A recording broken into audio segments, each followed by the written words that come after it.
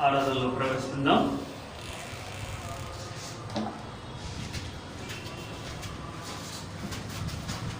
యోహాను సువార్త 3వ అధ్యాయం. యోహాను సువార్త 3వ అధ్యాయం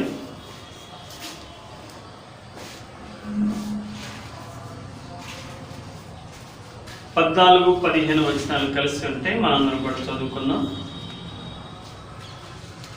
జాన్ గాస్పెల్ 3:14-15. యోహాను సువార్త 3వ అధ్యాయం 14-15 వచనాలు కలిసి ఉంటే మనందరం కూడా కలిసి చదువుకుందాం. అరణ్యంలో మోషే సర్పమును ఎలాగెత్తెనో అలాగే విశ్వసించు ప్రతివాడును నశింపక ఆయన ద్వారా నిత్యజీవం పొందినట్లు మనిషి కుమారుడు ఎత్తబడవలెను. మరొకసారి చదువుకుందామండి. యోహాను సువార్త 3వ అధ్యాయం 14-15 వచనాలు.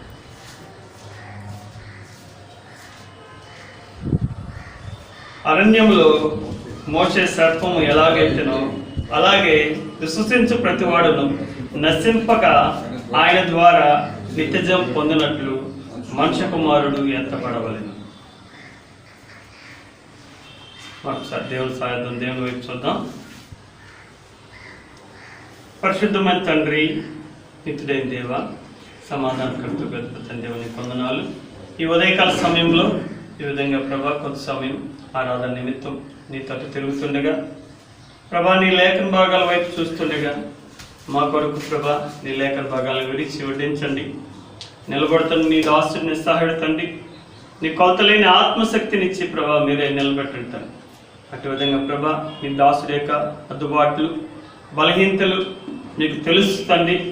మీ సిలువ రక్తపక్షి కిందకి మీ దాసుని ప్రభా తీసుకొస్తున్నాం తండ్రి. అటు విధంగా ప్రభా మీ సిలువ రక్తంతో ప్రభా తనలో ఉన్న మలినాన్ని మస్టుని తీసివేయండి. ప్రభా నీకు వాడబడే పనిముట్టుగా మీరు నిలబెట్టుకుని వాడుకోమని మీ ఆత్మ సహాయాన్ని దయచేయమని ప్రభాని యేసుక్రీస్తునామం పేట ప్రార్థన చేస్తున్నాం తండ్రి, ఆమేన్.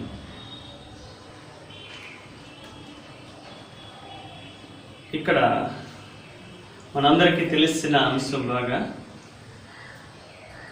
ఇక్కడ ప్రభువైన యేసుక్రీస్తు వారు ఇక్కడ మాట్లాడుతున్నారు. అరణ్యంలో మోషే సర్పాన్ని ఎలాగూ ఎత్తాడో అలాగే మనిషి కుమారుడు కూడా విశ్వసించే ప్రతివాడు నశింపక ఆయన ద్వారా నిత్యజీవం పొందినట్లు మనిషి కుమారుడు కూడా ఎత్తబడవాలి. అరణ్యంలో మోషే సర్పాన్ని ఎత్తినట్లు మనందరికీ తెలుసు. ఎందుకు ఎత్తాడండి? ఎవరైనా చెప్పగలరా? అరణ్యంలో మోషే ఎత్తడి సర్పాన్ని పైకి చూపించాడు. అలాగే నశించిపోతున్న ప్రతి ఒక్కరూ కూడా ఆయన వైపు చూడాలి, అప్పుడే నిత్య జీవాన్ని పొందుతారని ఇక్కడ ఈ లేఖన భాగాల యొక్క అర్థం. అరణ్యంలో మోషే సర్పాన్ని ఎందుకు ఎత్తాడో ఒకసారి సంఖ్యాకాండంలోకి వెళితే మనకు తెలుస్తుంది. సంఖ్యాకాండము 21వ అధ్యాయం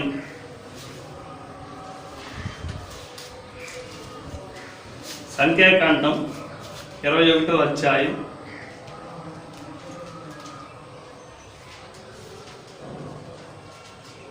4-9 వరకు ఎవరైనా సహాయం చేస్తారా? సంఖ్యాకాండం 21వ అధ్యాయం 4వ వచనం నుంచి 9వ వరకు.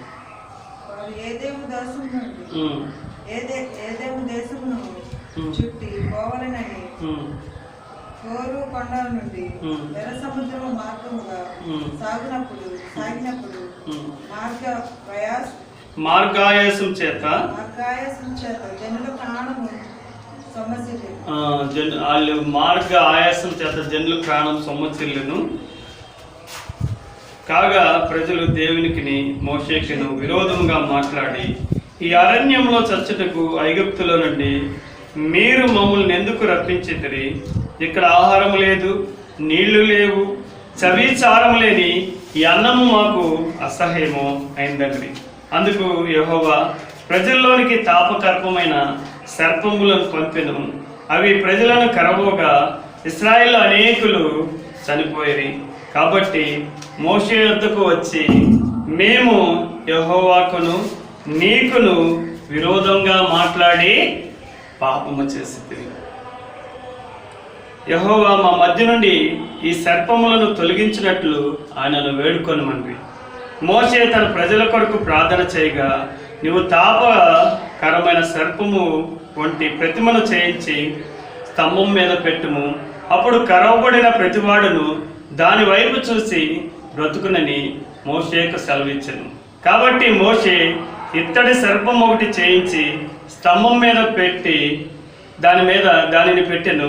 అప్పుడు సర్పపు కాటు తినిన ప్రతివాడు ఈ ఇత్తడి సర్పమును నిదానించి చూచినందున బ్రతికెను. మనందరికీ ఇశ్రాయేలు ప్రజల అరణ్యంలో మోషేని దేవుని సరిగినప్పుడు వారి దేవునికి విరోధంగా పాపం చేశామని వారు ఒప్పుకుని వచ్చి మోషే దగ్గర పశ్చాత్తాపం పొంది వారు మా కొరకు ప్రార్థన చేయమన్నప్పుడు మోషే ఇక్కడ మనం చూసినట్లు 8వ వచనంలో వారి కొరకు మోషే ప్రజల కొరకు ప్రార్థన చేస్తే దేవుడు వారి కొరకు ఒక ఇత్తడి సర్పాన్ని తయారు చేసి అది పెట్టినప్పుడు ఆ సర్పాన్ని చూసిన ప్రతి ఒక్కడు కూడా ఏం చేస్తాడంటే అండి, బ్రతుకుతాడు. ఎందుకంటే దేవుడు ఆ ఇత్తడి సర్పానికి చూస్తేనే చాలంట బతుకుతాడంట. అప్పుడు దాకా వారు దేవునికి విరోధంగా పాపం చేసినవారు. మనం కూడా అంతే. ఎలాంటి వారం అంటే దేవునికి విరోధంగా పాపం చేసిన వారిని. ఇక ఇశ్రాయేలు ప్రజలు కూడా వచ్చి చెప్తున్నారు, మేము నీకు దేవునికి విరోధంగా పాపం చేసిన వారిని. మనం కూడా ఒకప్పుడు దేవునికి విరోధంగా పాపం చేసిన వారిని. అయితే ఇత్తడి సర్పాన్ని వారు అక్కడ ప్రతిమను చూసినప్పుడు ఎలా అయితే బ్రతికారో మనం కూడా ఆ సిలువ వేయబడిన యేసుక్రీస్తు ప్రభువాన్ని మనం చూసినప్పుడు మన యొక్క పాపములు కూడా విడిపింపబడి మనం కూడా పాపము వల్ల వచ్చే జీతము మరణానికి. రోమీయులకు రాసిన పత్రిక 8వ అధ్యాయము 23వ వచనంలో 6వ అధ్యాయం 23వ వచనంలో చూసినట్లు పాపము వల్ల వచ్చే జీతము మరణము. అలాంటి మరణానికి పొందవలసిన నిన్ను నన్ను కూడా దేవుని యొక్క ఆ యొక్క సిలువ వైపు మనం చూచినప్పుడు మనందరినీ కూడా రక్షించాడు. ఇక్కడ ఇశ్రాయేలు ప్రజలు కూడా అలాగే రక్షించాడు. ఎక్కడైతే వారు పాపం చేశారో, ఎక్కడైతే దేవునికి విరోధంగా సనుక్కున్నారో, ఎక్కడైతే దేవునికి విరోధంగా మాట్లాడారో అప్పుడు వారు ఏం చేశారంటే మళ్ళీ పశ్చాత్తాపం పొంది దేవుని దగ్గరికి వచ్చి దేవుణ్ణి యొక్క యాజకుడైన మోషేని ప్రార్థన చేయమన్నప్పుడు మోషే ప్రార్థన చేసిన వాడికి ఉంటున్నాడు.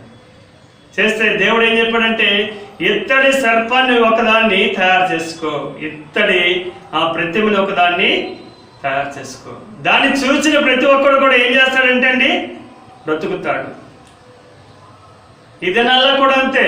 యేసుక్రీస్తు ప్రభువుని చూసిన ప్రతి ఒక్కరు కూడా బ్రతుకుతారు. ఎందుకంటే ఆయన యేసులో నిత్య జీవం ఉన్నది. నీవు నేను కూడా ఆ యొక్క యేసుక్రీస్తు ప్రభువుని చూసాం.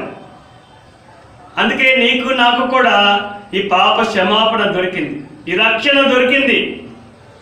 ఒకప్పుడు ఇట్టి రక్షణ లేదు.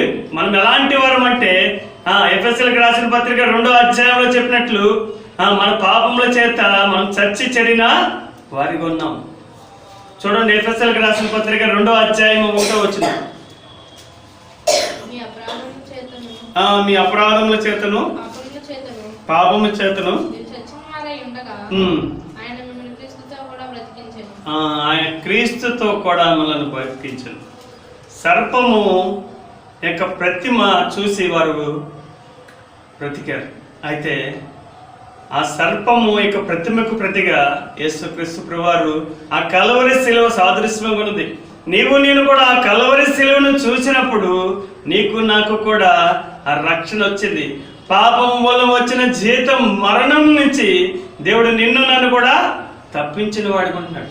ఒకప్పుడు ఎలాంటి వారు ఉన్నామంటే దేవునికి దూరస్తులుగా ఉన్నాం, అవిధేయులుగా ఉన్నాం. అయినప్పటికీ యేసుక్రీస్తు ప్రభువారి యందు మనం విశ్వాసం చే, ఎందుకంటే యెషయా గ్రంథంలో తెలియజేయబడినట్లు బూదిగంత నివాసులారా నా వైపు చూసి రక్షణ పొందుడి. అందుకంటే యేసు వైపు చూస్తేనే మనకు రక్షణ. బూదిగంత నివాసులారా నా వైపు చూసి రక్షణ పొందుడి. యేసు వైపు చూస్తేనే నీకు నాకు రక్షణ. ఒకప్పుడు మనము ఈ యేసుక్రీస్తు ప్రభువారి వైపు చూడలేదు. అయితే పాపం వల్ల వచ్చే జీతం మరణానికి పాత్రులై ఉన్నాం. అయితే యేసుక్రీస్తు ప్రభువారిని ఆయన ఈ లోకానికి ఎందుకు వచ్చాడంటే ఇత్తడి ఆ యొక్క తీర్పుకు సాదృశ్యం ఉన్నది. ఇత్తడి ప్రతిమను ఆ దినాల్లో ఎందుకు చేశారంటే ఇత్తడి తీర్పుకు సాదృశ్యంగా ఉన్నది. ఇత్తడి బలిపీఠము ఆ తీర్పుకు సాదృశ్యంగా ఉన్నది. ఇత్తడి గంగాళము ఆ తీర్పుకు సాదృశ్యంగా ఉన్నది. ఆ ఇత్తడి, అందుకే వారు ఇత్తడిని అక్కడ పెట్టారు. అయితే ఆ తీర్పు మనము కూడా మన పాపం వల్ల వచ్చి జీతం మరణం, అలాంటి తీర్పును నీవు నేను కూడా పొందాలి. ఆ తీర్పును ఏం చేశారంటే యేసుక్రీస్తు ప్రభువారు పొందటానికి తండ్రి అయిన దేవుడు యేసుక్రీస్తు ప్రభువారిని నీ కొరకు నా కొరకు ఆ కల్వరి శిలువలో పంపించాడు. అందుకనే రోమీయులకు రాసిన పత్రిక 8వ అధ్యాయం 3వ వచనంలో ఆ మాట ఉంటుంది చూడండి. రోమీయులకు రాసిన పత్రిక 8వ అధ్యాయము 3వ వచనంలో ఆ మాట ఉంటుంది. ఎందుకంటే ఆ తీర్పు మనం పొందాలి. ఎందుకంటే మన పాపం వల్ల వచ్చి జీతం మరణం నీవు నేను పొందాలి. అయితే ఇత్తడి ఏ విధంగా అయితే తీర్పుకు సాదృశ్యమగున్నదో, ఇత్తడి ప్రతిమను ఏ విధంగా అయితే చూసినప్పుడు వారు ఎలా అయితే బతికారో, అలాగే మనం కూడా యేసుక్రీస్తు ప్రభువారి యొక్క సిలువను చూసినప్పుడు మనం కూడా రక్షించబడ్డాం. మన పాపముల నుంచి మనం విడుదల పొందాం. రోమీయులకు రాసిన పత్రిక 8వ అధ్యాయం, రోమీయులకు రాసిన పత్రిక 8వ అధ్యాయం 3వ వచనంలో మధ్యలో ఉంటుంది. పాప పరిహార నిమిత్తము దేవుడు తన సొంత కుమారుని పాప శరీరాకారంతో పంపి ఆయన శరీరమందు పాపమునకు శిక్ష విధించాను. ఎందుకంటే పాపానికి పరిహారం చెల్లించాలి. ఈ పాప పరిహార నిమిత్తం దేవుడు ఏం చేశాడంటే తన యొక్క సొంత కుమారుణ్ణి పాప శరీరాకారముతో పంపి ఆయన శరీరమందు పాపమునకు శిక్ష విధించాడు. ఎందుకంటే నీవు నేను పొందవలసిన ఆ యొక్క తీర్పును, ఆ శిక్షను యేసుక్రీస్తు ప్రభువారి యొక్క శరీరం ద్వారా ఏం చేయబడిందంటే ఆ కల్వరి శిలువలో కొట్టివేయబడింది. ఒకప్పుడు నీవు నేను చేసిన అపరాధములు, నీవు నేను చేసిన పాపములు, వాటన్నిటికీ తీర్పు పొందవలసిన వారమే, శిక్ష పొందవలసిన వారమే. వాటికి ఏం చేశాడంటే తండ్రి అయిన దేవుడు కుమారుణ్ణి పాప శరీరాకారంతో ఈ లోకానికి పంపించి ఆ కల్వరి శిలువలో అర్పించడం ద్వారా నీకు నాకు ఆ యొక్క పాపం నుంచి విముక్తి చేశాడు. ఎంత గొప్ప రక్షణను నీకు నాకు దయచేశాడు. ఇందాక చెప్పినట్లు బూదిగంత నివాసులారా నా వైపు చూసి రక్షణ పొందండి. ఎందుకంటే యేసు వైపు చూస్తే నీకు నాకు రక్షణ. ఆ యొక్క ఇత్తడి సర్పాన్ని చూసి వారు ఏ విధంగా అయితే బ్రతికారో మనం కూడా యేసు వైపు చూసి మనం కూడా బ్రతికాం. ఒకప్పుడు మనము పాపము చేత చనిపోయిన స్థితిలో ఉన్నాం. మన యొక్క పాపముల చేత, అపరాధముల చేత చచ్చి చెడిన స్థితిలో ఉన్నాం. మరణానికి పాత్రులై ఉన్నాం. అయితే ఆత్మ సంబంధంగా మనం తిరిగి బ్రతికించబడటానికి మనందరి కొరకు యేసుక్రీస్తు ప్రభువారు ఆ పాప శరీరముతో ఈ లోకానికి వచ్చి ఆ పాప శరీరములో ఆ యొక్క శిక్షను అనుభవించిన వాడుకుంటున్నాడు. ఆ సిలువ వైపు చూస్తే నీకు నాకు రక్షణ. ఆ దినాల్లో ఇశ్రాయేలు ప్రజలు ఆ తాపకరమైన సర్పము నుంచి విడుదల పొందాలి. ఆ యొక్క శిక్ష నుంచి విడుదల పొందాలంటే ఇత్తడి యొక్క సర్పాన్ని చూస్తే, ఆ ఇత్తడి ప్రతిమను చూస్తే వారు ఏ విధంగా అయితే బ్రతికారో, రక్షించబడ్డారో, అట్లాగే నేటి దినాల్లో నీకు నాకు కూడా దేవుడు ఎలాంటిదంటే చాలా సులువుగా చేశాడు. ఈ మార్గాన్ని, సులువైన మార్గాన్ని ఇచ్చాడు దేవుడు. యేసు వైపు చూస్తే చాలు, యేసుని విశ్వాసిస్తే చాలు. ఇంత గొప్ప రక్షణను మనందరికీ కూడా దేవుడు దయచేశాడు. ఒకప్పుడు ఇట్టి రక్షణకు పాత్రలు కాదు. ఆయన ఇచ్చిన రక్షణ కొరకు మనం ఏమి చెల్లించగలం. ఒకప్పుడు ఇలాంటి దానికి మనకి పాత్రలు కాదు. కానీ ఆయన వైపు చూస్తేనే మనకేమో దొరికిందండి, రక్షణ దొరికింది. ఇంకా ముందుకు వెళ్దాం. 2 కొరింథీయులకు రాసిన పత్రిక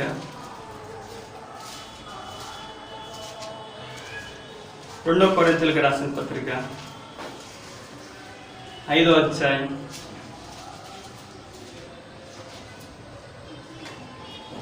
21వ వచనం.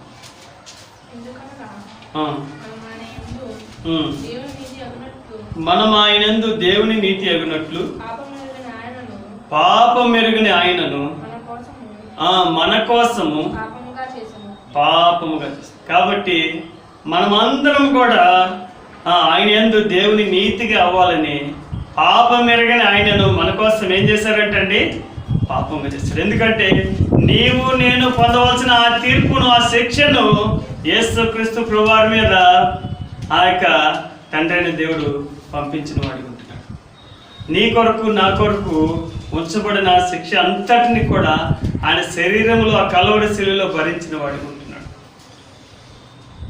పాపం ఎరగిన ఆయన నీ కొరకు నా కొరకు పాపముగా చేయబడి నీ కొరకు నా కొరకు ఆయన శరీరం ద్వారా ఎంతగానో నలగొట్టబడి ఆయన వైపు చూస్తే నీకు నాకు రక్షణ. ఎంత సులువైన మార్గాన్ని దేవుడు నీకు నాకు ఇచ్చాడు. ఆయన ఇచ్చిన రక్షణ బట్టి, ఆయన ఇచ్చిన ఆ సంతోషాన్ని బట్టి. ఒకప్పుడు ఇట్టి సంతోషం లేదు మనకి, ఇట్టి రక్షణ లేదు. ఒకప్పుడు ఎలాంటి వారిగా ఉన్నామంటే దేవునికి దూరస్తులుగా, అవిధేయులుగా ఉన్నాం.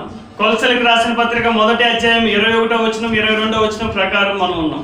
చూడండి, 1 కొలసలకు రాసిన పత్రిక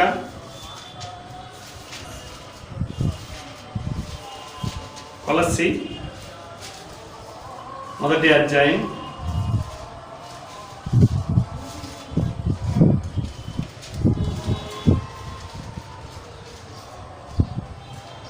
21-22. మరియు గత కాలమందు దేవునికి దూరస్తులను మీ దుష్క్రియల వలన మీ మనసులో విరోధ భావం కలవారినై కూడా తన సన్నిధిని పరిశుద్ధులుగాను నిర్దోషులుగాను నిరపరాధులుగాను నిలబెట్టకు ఆయన మాంసయుక్తమైన దేహమందు మరణం వలన ఇప్పుడు మిమ్మలను సమాధానపరచాలి. ఒకప్పుడు మనం ఎలాంటి వారికి ఉన్నామంటే దేవునికి దూరస్తులుగా ఉన్నాం, తిరిగి మనసులో విరోధ భావం కలిగిన వారికి ఉన్నాం. అయితే దేవుడు ఏం చేశాడంటే తన సన్నిధిలో మనందరినీ కూడా పరిశుద్ధులుగాను నిర్దోషులుగాను నిలబెట్టడుకు ఆయన మాంసయుక్తమైన దేహమందు మరణం వలన దేవుడు మనందరినీ కూడా ఏం చేశాడంటే సమాధానపరిచాడు. ఒకప్పుడు ఇటు సమాధానం లేదు మనకి. ఒకప్పుడు దూరస్థలం, దేవుని ఇంటికి దూరంగా ఉన్నవారమే, దేవునికి దూరంగా ఉన్నవారమే, మనసులో విరోధ భావం కలిగిన వారమే. అయినప్పటికీ దేవుడు ఆ యొక్క మరణం ద్వారా నిన్ను నన్ను కూడా ఏం చేశాడంటే సమాధానపరిచి ఏ విధంగా నిన్ను నన్ను కూడా ఆయన యొక్క పరిశుద్ధ సన్నిధిలోనికి నడిపించాడు. ఆయన రక్షణ ఇవ్వటమే మాత్రమే కాదు, నీకు నాకు కూడా ఆయన పరిశుద్ధ సన్నిధిలోనికి నడిచే అవకాశాన్ని ఇచ్చాడు, సమాధానపరిచాడు నిన్ను నన్ను కూడా. ఒకప్పుడు ఎలాంటి ద్వారం అంటే ఇట్టి సమాధానం లేనివారం, ఇట్టి శాంతి లేనివారం. అందుకని యేసుక్రీస్తు ప్రభువారు ప్రయాసపడి పాపభారం మోసుకుంటున్న సమస్త జనులారా నా యొద్దకు రండి, నేను మీకు విశ్రాంతిని కలుగజేస్తాను. ఎందుకంటే ఇట్టి శాంతి మనకి ఒకప్పుడు లేదు, అట్టి సమాధానం లేదు. అయితే యేసు వైపు ఎప్పుడైతే మనం చూసామో, యేసు కల్వరి సిలువ వైపు ఎప్పుడైతే చూసామో, నీకు నాకు కూడా అట్టి సమాధానాన్ని దేవుడు ఇచ్చాడు. ఆయన రక్షణ మాత్రమే కాదు, మన పాపముల నుంచి క్షమాపణ మాత్రమే కాదు, అట్టి సమాధానాన్ని కూడా నీకు నాకు కూడా ఇచ్చాడు. ఒకప్పుడు ఎలాంటి వారు ఉన్నామంటే మనసులో కూడా విరోధ భావం, ఈయన మాకు కాదులే అనే విరోధ భావం కలిగిన వారు, దూరస్తులుగా ఉన్నవారమే. అయినప్పటికీ దేవుడు మనందరినీ కూడా ఏం చేశాడంటే సమీపస్తులుగా చేశాడు. అయితే ఇట్టి రక్షణ మనకి ఉచితంగా వచ్చింది, మనమేమి చేయలే. యేసుక్రీస్తు ప్రభువారు ఏందో మనం ఏం చేస్తామండి, విశ్వాసం ఉంచడం ద్వారా ఉచితంగా ఆయన ఏం చేశాడంటే మనకి రక్షణ ఇచ్చాడు. రక్షణ ఇవ్వటం మాత్రమే కాదు, నిత్య జీవానికి కూడా మనల్ని ఏం చేశాడు, వారసులుగా చేశాడు. అట్టి దాన్ని బట్టి మనం ఆయన ఆరాధించకుండా, ఆయన గణపరచకుండా, ఆయన స్తుతించకుండా ఎట్లుండగలం. ఎందుకంటే దేవుడు మనకి ఏమై ఉన్నాడో, మనకి ఏమి చేశాడో, ఏ మేలులు దేవుని ద్వారా మనం పొందామో తెలియకపోతే మనం ఆత్మతో సత్యంతో దేవుని ఆరాధించలేము. ఎందుకు వాక్యము అంటే ఎందుకే మనకి ఏమై ఉన్నాడో మనం ఎరిగితేనే మనం ఏం చేయగలమండి, దేవుని ఆత్మతోనూ సత్యముతోనూ ఆరాధించాలి. ఒకప్పుడు పాపం వల్ల వచ్చే జీవితం మరణానికి లోనైన నిన్ను నన్ను కూడా దేవుడు ఏం చేశాడంటే అట్టి పాపము వల్ల వచ్చే తీర్పుకి దూరస్తులుగా చేశాడు. ఎందుకంటే ఆ తీర్పుని ఆయన పొందాడు, ఆ కల్వరి సిలువలో ఆయన పొందాడు. నీవు నేను పొందవలసిన దెబ్బల్ని, నీవు నేను పొందవలసిన ఆ గాయాల్ని ఆ కల్వరి సిలువలో ఆయన పొందినవాడు. ఆయన పొందిన దాని ద్వారా నీకు నాకు పాప విముక్తి కలిగింది. ఇట్టి ఉచిత రక్షణ సులభమైన మార్గాన్ని దేవుడు ఏర్పరిచాడు. ఎందుకంటే ఆయన వైపు చూస్తే మనకు రక్షణ. తాపకరమైన సర్పాలు కాటేసి అక్కడ ఎక్కడైతే ఇశ్రాయేలు ప్రజలు చనిపోతున్నారో అక్కడ మోషే ఇత్తడి సర్పాన్ని చేసి నిలబెట్టినప్పుడు ఆ సర్పము వైపు చూస్తే వారు బ్రతికారు. అలాగే నీకు నాకు కూడా ఆ కల్వరి శిలువలో ఆ గొల్గొతా కొండ పైన ఉన్న యేసుక్రీస్తు ప్రభువారిని మనం చూస్తే నీకు నాకు కూడా రక్షణను దేవుడు ఇచ్చాడు. ఆయన ఇచ్చిన రక్షణ బట్టి, ఆయన ఇచ్చిన సమాధానాన్ని బట్టి దేవుని ఆరాధించకుండా, దేవుని గణపరచకుండా ఎట్లు ఉండగలం. ఇంకా ముందుకు వెళ్దాం.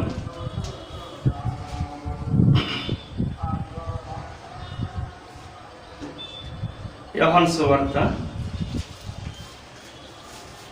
12వ అధ్యాయం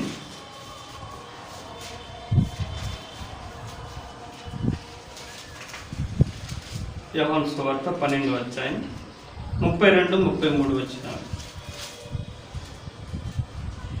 ఇక్కడ యేసుక్రీస్తు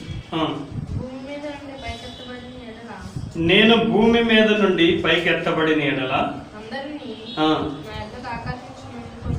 అందరినీ నా యొద్దకు ఆకర్షించుకుందునని చెప్పెను. తాను ఏ విధంగా మరణము పొందవలసి ఉండెను సూచించుచు ఆయన ఈ మాట చెప్పాడు. ఎందుకంటే యేసుక్రీస్తు ప్రభువారే సొంతగా చెప్పాడు, నేను భూమి మీద నుంచి పైకి ఎత్తబడాలి, ఎత్తబడకుండా ఎవరిని కూడా నా దగ్గరికి ఆకర్షించుకోలేను. ఎందుకంటే ఆయన అందుకే కల్వరి శిలువలో ఎత్తబడిన వాడిగా ఉంటున్నాడు. ఆ శిలువలో ఎత్తబడి ఆయన దగ్గరికి నిన్ను నన్ను కూడా ఆకర్షించుకున్నాడు. అందుకని ఆయన మరణానికి ముందు ఈ మాటలు చెప్పిన వాడిగా ఉంటున్నాడు. నేను భూమి మీద నుండి పైకి ఎత్తబడని ఎడల ఏంటంటే అందరినీ నా యొద్దకు ఆకర్షించుకుందని చెప్పింది. తాను ఏ విధంగా మరణము పొందవలసిందినో సూచించు ఆయన ఈ మాట తెలియజేసేవాడు. ఎందుకంటే తను ఎత్తబడవలసింది, ఎందుకంటే ఆ కల్వరి శిలువలో ఎత్తబడాలి. దేవుడు భూమికి ఆకాశానికి మధ్యలో ఆ కల్వరి శిలువలో ఎత్తబడ్డాడు నీ కొరకు నా కొరకు. ఆయన చేసిన దాని ద్వారా నీకు నాకు ఏం చేయబడిందంటే అట్టి రక్షణ వచ్చింది. ఆ శిలువ వైపు మనం చూస్తే చాలు, ఉచితంగా రక్షణ. మనం ఎక్కడికి ఏది చేయవసరంలా, నా వైపు చూస్తే రక్షణ అంటున్నాడు. మిగతా మతాలైతే చేస్తే రక్షణ లేదా చేస్తే ముక్తి, కానీ యేసుక్రీస్తు ప్రభువారైతే బూదిగంత నివాసులారా నా వైపు చూస్తే రక్షణ పొందుతారు. యేసు వైపు చూస్తే నీకు నాకు రక్షణ. అందుకని ఆ కల్వరి శిలువ వైపు మనము అందరం కూడా చూసాం. ఒకప్పుడైతే అలాంటి వారం కాదు. ఎలాంటి వారిగా ఉన్నామంటే మన పాపముల చేత అపరాధముల చేత చచ్చి చెడిన స్థితిలో ఉన్నాం, దేవునికి దూరస్తులుగా ఉన్నాం, విరోధ భావం కలిగిన వారిగా ఉన్నాం. అయినప్పటికీ దేవుడు ఏం చేశాడంటే సమాధానకరమైన సువార్త నీకు నాకు ప్రకటించాడు. ఆయన వైపు చూసేటట్లు నిన్ను నన్ను కూడా ఆకర్షించుకున్నాడు. ఎందుకంటే ఆ కల్వరి శిలువలో చేసిన యాగం వైపు నిన్ను నన్ను కూడా చూసేటట్లు చేసుకున్నాడు. దాని ద్వారా నీకు నాకు ఏం చేశాడంటే దేవుడు ఉచితంగా ఈ రక్షణను దయచేశాడు. అందును బట్టి దేవుని ఆరాధించకుండా, దేవుని గణపరచకుండా ఎట్లుండగలం?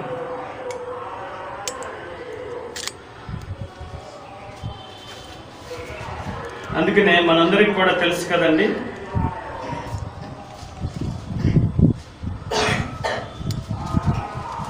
రక్షణ ఉచితంగా దేవుడు ఇచ్చారు. ఎప్పుడైతే మనం ఆయన యందు విశ్వాసం ఉంచుతామో అప్పుడే రక్షణ. రోమిలికి రాసిన పత్రిక 3వ అధ్యాయంలో మనందరికీ తెలుసు, ఏ భేదము లేదు, అందరిని పాపం చేసి దేవుడు అనుగ్రహించు మహిమను పొందలేదు. అవును, ఏ భేదము లేదు, మనం అందరం కూడా పాపం చేసిన వారిని, అయితే దేవుడు అనుగ్రహించి మహిమను పొందలేకపోయిన వారిని. అయితే 24వ వచనంలో చెప్పినట్లు ఆయన యందు విశ్వాసం ఉంచడం ద్వారా నీవు నేను రక్షణ పొందాం. దేవుని యందు విశ్వాసం ఉంచడం ద్వారానే రక్షణ ఉచితంగా ఇచ్చాడు నీకు నాకు. ఆ మాట చదవండి, రోమిలికి రాసిన పత్రిక 3వ అధ్యాయం 24వ వచనం. కాబట్టి నమ్మువారు ఆయన కృపచేతనే యేసుక్రీస్తు నందలి విమోచన ద్వారా ఉచితముగా నీతిమంతులుగా తీర్చబడతాం. నీవు నేను నీతిమంతులుగా తీర్చబడటం కొరకు ఆయన కల్వరి శిలువలో ఎత్తబడిన వాడిగా ఉంటున్నాడు. ఎందుకంటే నీవు నేను ఆయన యందు విశ్వాసం ఉంచడం ద్వారానే రక్షణ ఇచ్చాడు. నీకు నాకు అట్టి రక్షణ ఇవ్వటానికి కొరకు ఆ కల్వరి శిలువలో ఎత్తబడిన వాడిగా ఉంటున్నాడు ఆయన. ఒకప్పుడు ఎలాంటి వారు ఉన్నామంటే ఏ భేదము లేదు, అందరిలో పాపం చేసి దేవుడి దగ్గర నుంచి మహిమను పొందలేని వారికి ఉన్నాం. దేవుని దగ్గర నుంచి ఆ మహిమను పొందలేని వారికి ఉన్నాం.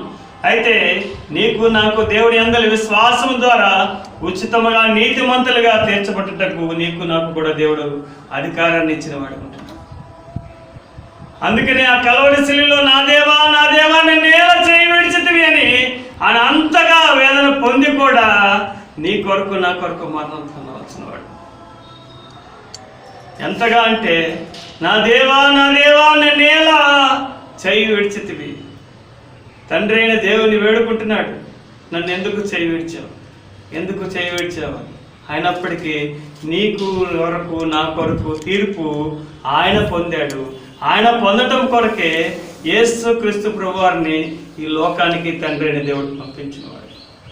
ఆయన చేసిన యాగం ద్వారా నీకు నాకు ఇంత గొప్ప విడుదల దయచేసి ఆయన ఇచ్చిన రక్షణ బట్టి, ఆయన చేసిన యాగాన్ని బట్టి ఆయన స్తుతించకుండా, ఆయన గణపరచకుండా, ఆయన ఆరాధించకుండా. కీర్తన గ్రంథం 22వ అధ్యాయము 1వ వచనంలో ఆ మాట ఉంటుంది చూడండి. కీర్తన 22 1వ వచనం.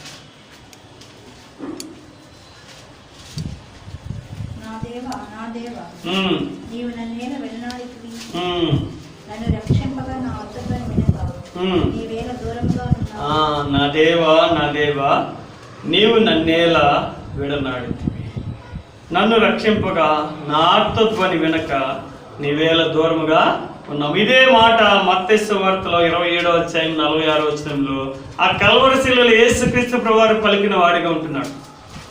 మత్తయి సువార్త 27వ అధ్యాయం 46వ వచనంలో ఆ మాట యేసుక్రీస్తు ప్రభువారు ఆ కల్వరి శిలువలో పలికిన వాడిగా ఉంటున్నాడు. ఎందుకంటే ఆ కల్వరి శిలువలో ఇందాక చెప్పినట్లు ఇత్తడి ప్రతిమ ఎవరైతే ఆ యొక్క తీర్పుకు సాదృశ్యంగా ఉన్నది, ఇత్తడి బలిపీఠానికి సాదృశ్యంగా ఉన్నది, ఇత్తడి గంగాళానికి సాదృశ్యంగా ఉన్నది, ఆ తీర్పుకు సాదృశ్యంగా ఉన్నది, వారు అక్కడ ఇత్తడి ప్రతిమను చూసి వారు బ్రతికారు. అట్లాగే మనం కూడా మన యొక్క తీర్పుకి యేసుక్రీస్తు ప్రభువారే బలిగా అయిపోయారు. చూడండి మత్తయి సువార్త 27వ అధ్యాయం 46వ వచనం ఆ మాట చదవండి. 3 గంటలప్పుడు యేసు ఏలి ఏలి లామా సబక్తా అని బిగ్గరగా కేక వేసింది. ఆ మాటకు నా దేవా నన్ను ఎందుకు చేయు. ఎంతగా వేదన పొందాడు. ఈ మాట చెప్పాలంటే తను పొందిన వేదన అంతా కూడా ఈ మాటలోనే తెలుసు. తను కూడా ఈ లోకంలో దేవుని చిత్తాన్ని జరిగించడం కొరకే వచ్చాడని యేసుక్రీస్తు ప్రభువారికి కూడా తెలుసు. అయినప్పటికీ ఆ కల్వరి శిలువలో ఆయన పడిన వేదన ద్వారా ఈ మాట చెప్తాడు, నా దేవా నన్నేలా చేయి విడిచితివి.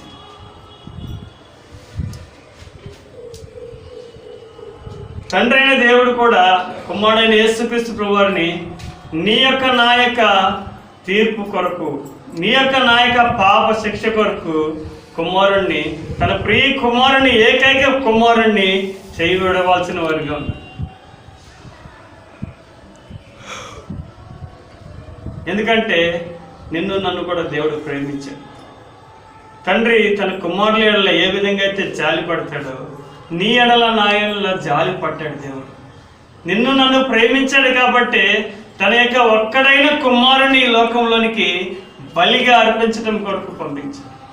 దేవుడు లోకమును ఎంతో ప్రేమించును కాగా ఆయన తన అతిథి కుమారునిగా పుట్టిన వాడి యందు విశ్వాసం ఉంచు ప్రతివాడు నశింపక నిత్య జీవం పొందినట్లు ఆయన కుమారుడిని యేసుక్రీస్తు ప్రభువాన్ని అనుగ్రహించినట్లు మనం చూడవచ్చు. ఎందుకంటే దేవుడు నిన్ను నన్ను ప్రేమించాడు. నీ కొరకు నా కొరకు కల్వరి శిలువలో యేసుక్రీస్తు ప్రభువాన్ని బలిగా అర్పించడం కొరకే. అయితే నీకు నాకు ఆయన యందు విశ్వాసం ఉంచితే చాలు, రక్షణ ఇచ్చాడు ఉచితంగా. అందుకనే ఇందాక మనం చదివిన యోహాను సువార్త 3వ అధ్యాయం 15వ వచనం మరొకసారి చదువుదాం చూడండి.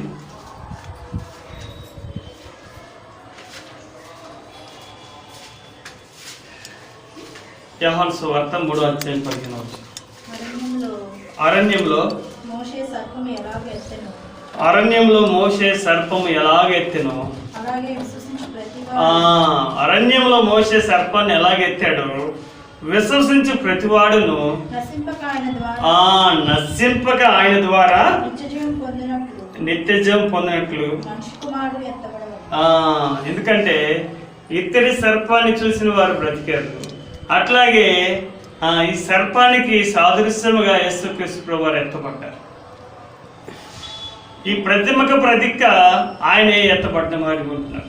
ఆయన చూస్తే నీకు నాకు కూడా ప్రతివాడు నశింపగా ఆయన ద్వారా ఏం చేస్తారంటండి, నిత్యజీవం పొందినట్లు మనిషి కుమారుడు ఎత్తబడవలెను. మనం అందరం కూడా నిత్య జీవానికి వారసులు అవ్వాలని తండ్రి అయిన దేవుని యొక్క కోరిక. రక్షణ మాత్రమే కాదు, నీకు నాకు నిత్య జీవాన్ని ఇవ్వాలని తండ్రి అయిన దేవుని యొక్క కోరిక. అందుకే ఆయన్ని ఎత్తబడటానికి అనుమతించాడు. నీకు నాకు రక్షణ ఇచ్చి ఊరుకోవటం కాదు, ఆయన నిత్య జీవానికి వారసులుగా మనం అందరం కూడా ఉండాలని. అందుకనే ఇదే యోహాను సువార్త 36వ వచనంలో మాట ఉంటుంది చూడండి. కుమారుని యందు విశ్వాసం ఉంచువాడే నిత్యజీవం గలవాడు. నిత్య జీవం కలవాడు. ఎవరంటే అండి నిత్య జీవం కలవాడు? ఎవరైతే కుమారుని యందు విశ్వాసం ఉంచుతారో వారే నిత్య జీవము కలవారు. మనందరికీ నిత్య జీవం ఆ పరలోకానికి వారసులు అవ్వాలని మనందరినీ కూడా యేసుక్రీస్తు ప్రభువు ఈ లోకానికి పంపించిన వాడు ఉంటున్నాడు. ఆయన యందు విశ్వాసం ఉంచడం ద్వారానే, కుమారుని యందు విశ్వాసం ఉంచువాడే నిత్య జీవము కలవాడు. నీకు నాకు నిత్య జీవాన్ని ఇచ్చాడు. ఎందుకంటే ఆయన యందు విశ్వాసం ఉంచితే చాలు. ఎంత సులభమైన మార్గాన్ని ఏర్పరిచాడు మనకి దేవుడు. ఆయన యందు చూచి విశ్వాసం ఉంచితే చాలు. కుమారుని యందు విశ్వాసం ఉంచువాడే నిత్య జీవం కలవాడు. నీకు నాకు రక్షణ మాత్రమే కాదు, నిత్య జీవానికి వారసులుగా దేవుడు చేశాడు. ఒకప్పుడు ఇట్టి నిత్య జీవానికి వారసులం కాదు. ఒకప్పుడు మనం ఎలాంటి వారు అంటే మన యొక్క పాపముల చేత అపరాధముల చేత చచ్చి చెడి మనము పాపానికి వచ్చిన జీతం మరణానికి లోనవ్వాల్సిన వారిని. అయితే అలాంటి స్థితిలో ఉన్న నిన్ను నన్ను కూడా దేవుడు ఏం చేశాడంటే రక్షణ మార్గంలోనికి తీసుకొచ్చాడు. రక్షణ ఇవ్వటమే కాదు, ఆయన సన్నిధిలోనికి నడిపించాడు. ఆ సన్నిధిలోనికి నడిపించడం మాత్రమే కాదు, ఆయన సమాధానాన్ని ఇచ్చాడు. ఆ సమాధానాన్ని ఇవ్వటమే మాత్రమే కాదు, ఆయన నీకు నాకు ఏం చేశాడంటే నిత్య జీవానికి వారసులుగా చేశాడు. కుమారుని యందు విశ్వాసం ఉంచువాడే నిత్య జీవం కలవాడు. ఎంతటి చక్కటి మార్గాన్ని దేవుడు అనుభవించాడు. ఆయన చేసిన కార్యాన్ని బట్టి ఆయన స్తుతించకుండా, ఆయన గణపరచకుండా ఎట్లుండగలం? ఎందుకంటే మనకు చేసిన మేలుల్ని మనం ఏం చేయాలండి? దేవునికి కృతజ్ఞతాస్తుతులు చెల్లించాలి. ఎందుకంటే యేసు వైపు చూస్తే మనందరికీ రక్షణ. అందుకని ఇదైతే మన వల్ల వచ్చింది కాదు. ఎఫెసీయులకు రాసిన పత్రిక 2వ అధ్యాయం 8వ వచనంలో మనందరికీ బాగా తెలిసిన మాట ఇది. ఎఫెసీయులకు రాసిన పత్రిక 2వ అధ్యాయం 8వ వచనంలో ఈ మాట మనందరికీ బాగా తెలిసిన మాట. మనం రక్షణ పొందాము, దేవుని మార్గంలో ఉన్నామంటే కూడా మీరు విశ్వాసము ద్వారా కృపచేతనే రక్షించబడి ఉన్నారు. ఇది మీ వలన కలిగింది కాదు, దేవుని వరమే. అవును, మనకు దేవుడు వరం ఇచ్చాడు. ఇది మన వలన కలిగింది కాదు. విశ్వాసము ద్వారా ఆయనందు మనం విశ్వాసం ఉంచడం ద్వారా, ఆయన కృప ద్వారానే మనం ఏం చేయబడ్డామంటే రక్షించబడ్డాం. ఆ మాటే పౌలు జ్ఞాపకం చేసుకుంటున్నాడు. మీరు విశ్వాసము ద్వారా, ఆయన యొక్క కృప ద్వారా రక్షించబడ్డారు. ఇది మీకు దేవుని వరమే. అవును, నీ యొక్క నా యొక్క జీవితంలో మనం అందరం కూడా రక్షించబడ్డామంటే ఇదంతా కూడా దేవుడిచ్చిన వరమే. ఇది మన వల్ల కాదు, మన వల్ల కలిగినది కాదు. ఇది ఎవరి వల్ల కలిగిందంటే ఇది దేవుని యొక్క వరమే. నీ యొక్క నా యొక్క జీవితంలో రక్షణ కార్యం జరిగించడం కూడా ఇది దేవుని యొక్క వరమే. ఇది మీ వలన కలిగినది కాదు, ఇది దేవుని యొక్క వరమే. నిజమే. దాన్ని కూడా జ్ఞాపకం చేసుకుంటూ ఆరాధనలు వెళ్తాం. ఇంకా ముందుకు వెళ్దాం. ఇంతవరకు బాగానే ఉంది. అయితే ఇశ్రాయేలు ప్రజలు ఏం చేశారంటే ఈ యొక్క ప్రతిమను పెట్టుకున్నారు. వారు ఈ ప్రతిమ ద్వారా వారు ఆశీర్వాదం పొందారు. అయితే ఆ తర్వాత రాను రాను ఈ ప్రతిమకి ఏం చేశారంటే వారు ఈ ప్రతిమకే మొక్కారు. ఈ ప్రతిమని వారు ఏం చేశారంటే ఒక విగ్రహంగా చేసుకున్నారు. తాపకరమైన సర్పాన్ని ఆ యొక్క మోషేకి దేవుడు ఏదైతే చెప్పాడో ఆ తాపకరమైన ఇత్తడి సర్పాన్ని వారు చేసుకుని దాన్నే ప్రతిమగా పూజిస్తూ ఉన్నవారు. కొంతకాలం గడిచిన తర్వాత ఇసికి ఆ టైంకి వచ్చేటప్పటికి ఇసికి ఆ యొక్క ప్రతిమను పగలగొట్టిన వాడి ఉంటున్నాడు. ఎందుకంటే ఈ దినాల్లో కూడా మనం అందరం చెప్తున్నాం యేసుక్రీస్తు ప్రభువారి యొక్క సిలువ వైపు చూస్తే రక్షణ అని. అయితే కొంతమంది మెడల్లో చేతుల్లో ఇక సిలువలు వేసుకుంటున్నారు. అవన్నీ కూడా ఎలాంటిది కాదంటే బొమ్మలే. ఎందుకంటే యేసు వైపు చూస్తేనే రక్షణ, కానీ ఆ యొక్క మామూలు విగ్రహాల వైపు చూస్తే అదంతా కూడా ఎలాంటిదంటే చేతులతో చేసిన విగ్రహమే. ఇది కూడా ఇత్తడి లోహమే అని అక్కడ హిజ్కియా టైంలో పగలగొట్టిన వాడు ఉంటున్నాడు. ఎందుకంటే ఆ సమయంలో యేసుక్రీస్తు ప్రభువారు ఇత్తడి సర్పాన్ని చేయించాడు. కానీ ఈ సమయంలో అక్కడ యేసుక్రీస్తు ప్రభువారు కల్వరి శిలువలో వేలాడాడు. అది మనం జ్ఞాపకం చేసుకుని విశ్వాసం ఉంచాలి. ఆ మాట 2వ రాజుల గ్రంథం 18వ అధ్యాయం 4వ వచనంలో ఉంటుంది.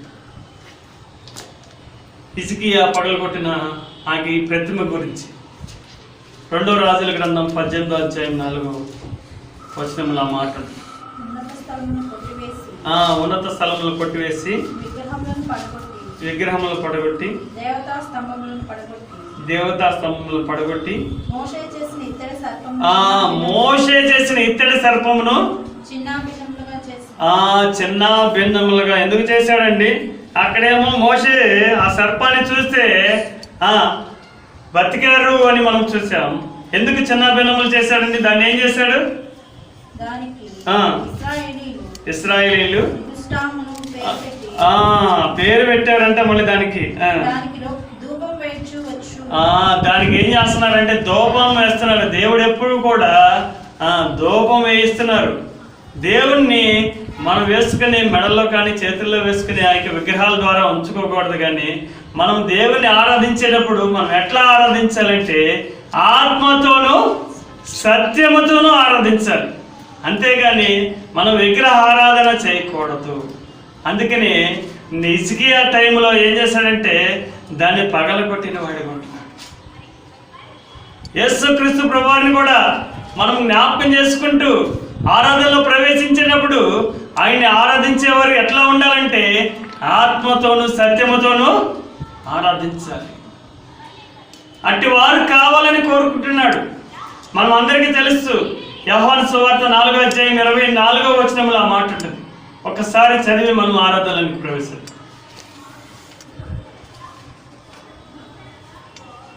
ఎందుకంటే ఏ వస్తువు కానీ ఏ బొమ్మకు కానీ ఏ స్వరూపానికి కానీ దేవుని యొక్క స్థానాన్ని మనం ఇవ్వకూడదు.